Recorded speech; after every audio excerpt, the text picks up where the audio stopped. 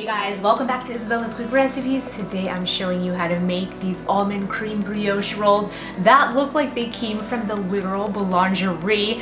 They're really quick and easy to prepare, so let's get started.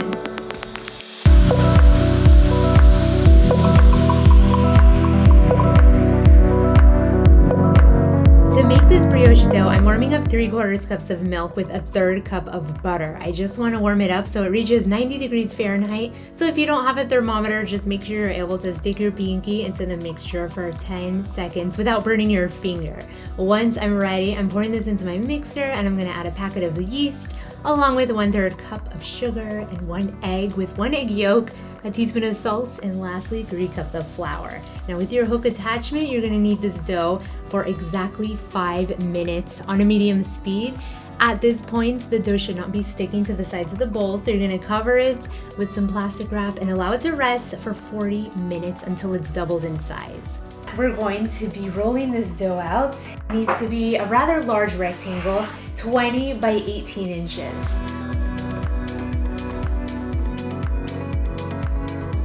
Here it is. It's looking beautiful. Oh shoot. I'm gonna place this to the side and we're gonna make now the almond cream that is gonna be slathered all over this roll. It's really easy. To this bowl, I'm adding a stick of softened butter, 2 eggs, a 1/2 cup of sugar, tablespoon of all-purpose flour, 1 cup of almond flour, and to give it that nice almond taste, a teaspoon of almond extract. Don't add too much almond extract because this stuff, it could get a little bitter if you add too much. I'm telling you that from experience. So go ahead and mix all this up. Yum. You can use this as like a filling to an almond croissant or slather it on brioche sliced bread and then top it with sliced almonds and bake it in the oven. So many good possibilities with this almond cream. Now that it's all slathered on, we're gonna fold this like a letter in thirds. Whoa. Just like that, so you have a large rectangle. Now I'm gonna transfer this so that I have a little bit more space.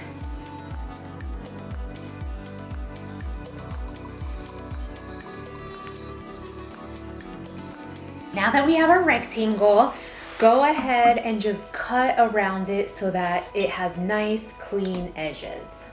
Now, if your dough gets a little bit hard to work with because it's too soft, you could just pop this in the freezer for a few seconds and then it'll harden and be a little bit more manageable.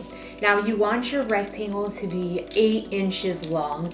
I went a little over because you know me, I like things really big. And now we're gonna try to aim for 8 strips. And that's pretty much it, guys. I'm just gonna roll these up. Tuck the end piece right under and plop it right onto a baking sheet. And that's all there is to it. Did you see how fast these were to make? Here I have a tablespoon of water. I'm gonna crack an egg into it and make a little egg wash so that when these bake up, they're gonna have a beautiful golden brown color.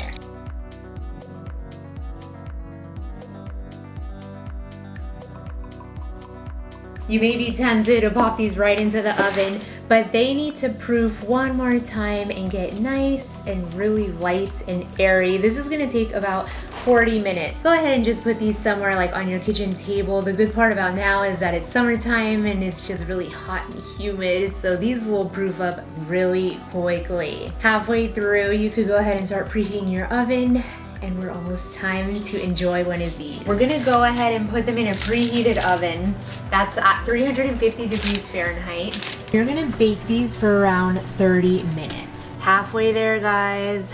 If I could tell you the smell of the house right now, it smells like you're in another country and you went into a bakery with all this freshly baked bread. The smell is so strong of yeast. So these actually baked for 20 minutes. I took them out 10 minutes early because if you can see the bottom is like super golden brown.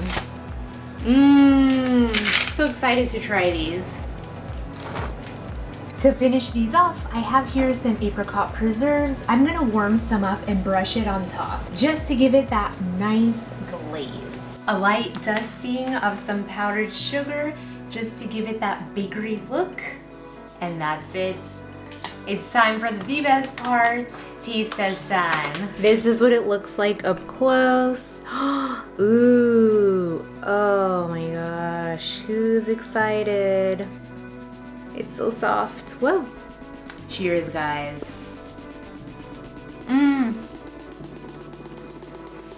Pillowy soft. The almond is so strong here that it just is so delightful. It's so buttery. Oh my god, the almond flour is so good. This kind of tastes like marzipan, like a marzipan roll. This centerpiece, everybody loves the center.